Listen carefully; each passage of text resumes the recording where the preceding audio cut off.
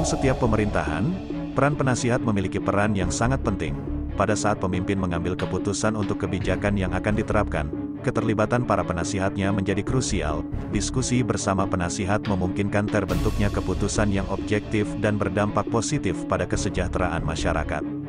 Contohnya, di masa pemerintahan Raden Wijaya, yang juga dikenal sebagai Kertarajasa Jayawardana, tahun 1293 sampai tahun 1309 M, pendirian kerajaan Majapahit tidaklah mudah. Raden Wijaya bersama para manggala kerajaan bekerja keras untuk memperjuangkan kebesaran Majapahit. Raden Wijaya dikelilingi oleh sejumlah penasihat terkemuka, seperti Lembu Sora, Kebo Anabrang, Ranggalawe, Nambi, Kanuragan, Gajah Mada, Dia Halayuda, dan lainnya. Dalam naskah Paraton dan Kidung Sorandaka, Dia Halayuda dikenal sebagai Mahapati, yang secara harfiah berarti penguasa besar. Gelar Mahapati adalah julukan yang mencerminkan sifat licik Dia Halayuda. Dia Halayuda berasal dari keluarga bangsawan, yang tercermin dari penggunaan gelar Dia pada zamannya, setara dengan gelar Raden pada zaman berikutnya. Seperti halnya perubahan nama dari Dia Wijaya menjadi Raden Wijaya dalam naskah Paraton pada abad ke-16. Gelar tersebut mencerminkan evolusi budaya dan politik pada masa itu. Pentingnya peran penasihat dalam pemerintahan, seperti yang terjadi pada masa Raden Wijaya di Kerajaan Majapahit, menggambarkan bahwa kerjasama antara pemimpin dan penasihat adalah kunci untuk mencapai keputusan yang bijaksana dan berdampak positif bagi masyarakat. Dengan demikian, sejarah seperti ini menjadi inspirasi bagi pemerintahan modern untuk memahami pentingnya mendengarkan dan melibatkan para penasihat dalam proses pengambilan keputusan. Dalam era kepemimpinan Raden Wijaya, Dia Halayuda menjadi sosok yang tidak hanya ambisius, tetapi juga gemar merancang intrik dan adu domba guna mencapai posisi Mahapati di Kerajaan Majapahit. Awalnya, Dia Halayuda melakukan tindakan licik ketika Nambi diangkat sebagai patih di Majapahit. Ia berhasil menghasut Ranggalawe untuk menolak pengangkatan Nambi, sementara pada saat yang sama juga memanipulasi Nambi untuk melawan tindakan Ranggalawe. Kebijakan adu domba ini kemudian memicu perang saudara yang berakibat fatal, di mana Ranggalawe tewas tragis di Sungai Tambak Beras, dibunuh oleh Kebo Anabrang. Melihat kematian Ranggalawe, Lembu Sora, keponakan Ranggalawe, balas membunuh Kebo Anabrang sebagai pembalasan. Dia Halayuda kembali beraksi pada tahun 1300 M. Kali ini menghasut Mahisa Taruna untuk menuntut Lembu Sora di pengadilan atas kematian ayahnya. Namun, karena jasa besar Lembu Sora terhadap kerajaan Majapahit, ia hanya dihukum diusir dari Majapahit. Dia Halayuda tidak berhenti di situ. Setelah kejadian itu, ia kembali memanfaatkan situasi untuk menghasut Lembu Sora agar meminta hukuman mati sebagai bentuk penghinaan bagi manggala yang dianggap melanggar norma. Ironisnya, Dia Halayuda justru menjebak Lembu Sora saat ia berusaha meminta hukuman mati dengan tuduhan telah menerobos halaman istana. Lembu Sora pun tewas di tangan pengawal istana. Pertunjukan intrik ketiga terjadi pada tahun 1316, ketika Nambi ingin kembali ke Lumajang setelah ayahnya meninggal. Dia Halayuda, dengan kedok mewakili kerajaan Majapahit, memberi saran agar Nambi mengambil cuti sejenak sebelum kembali bekerja. Nambi bersyukur atas pemahaman Dia Halayuda. Namun, informasi yang diberikan Dia Halayuda kepada Raja Majapahit, Jayanegara, berbeda. Dia Halayuda melaporkan bahwa Nambi menolak kembali ke Majapahit dan sedang merencanakan pemberontakan dengan mengumpulkan pasukan. Intrik dan tipu daya Dia Halayuda semakin menciptakan kisah penuh ketegangan dan konflik dalam kepemimpinan Majapahit.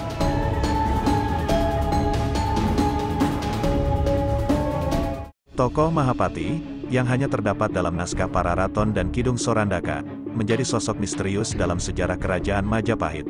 Gelar Mahapati sendiri memiliki makna mendalam, di mana Maha menggambarkan sesuatu yang besar, sementara Pati mencirikan seorang penguasa.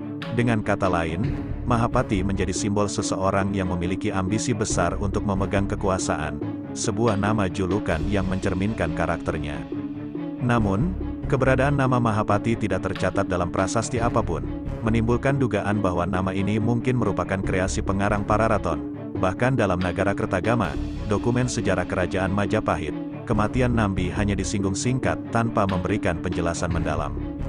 Cerita dalam Pararaton menceritakan bahwa Mahapati naik menjadi pati setelah kematian Nambi pada tahun 1316.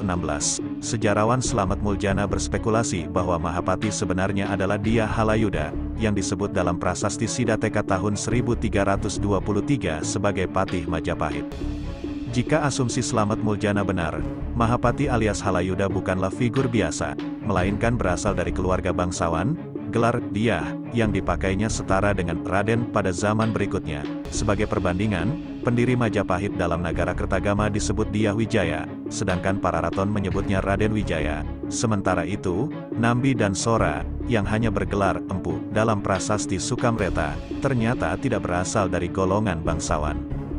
Dengan demikian, terungkap alasan mengapa Halayuda merasa tersingkir ketika Nambi dan Sora, yang bukan bagian dari keluarga bangsawan, mendapatkan posisi tinggi sebagai Patih Majapahit dan Patih Daha. Kecemburuan ini mendorongnya untuk melancarkan serangkaian fitnah dan adu domba, mengakibatkan para pahlawan pendiri kerajaan secara bertahap terpinggirkan.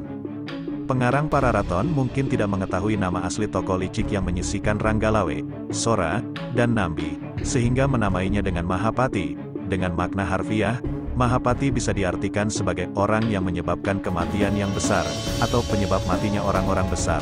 Sebuah interpretasi unik yang memberikan warna pada kisah kompleks di balik permainan kekuasaan di Kerajaan Majapahit.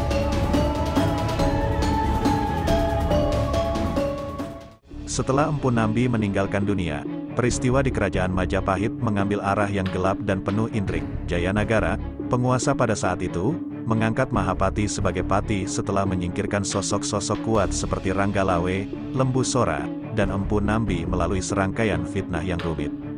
Mahapati, mirip dengan Sengkuni yang menjadi patih di Hastinapura, menggunakan kekuasaannya dengan cara yang licik dan mengejutkan.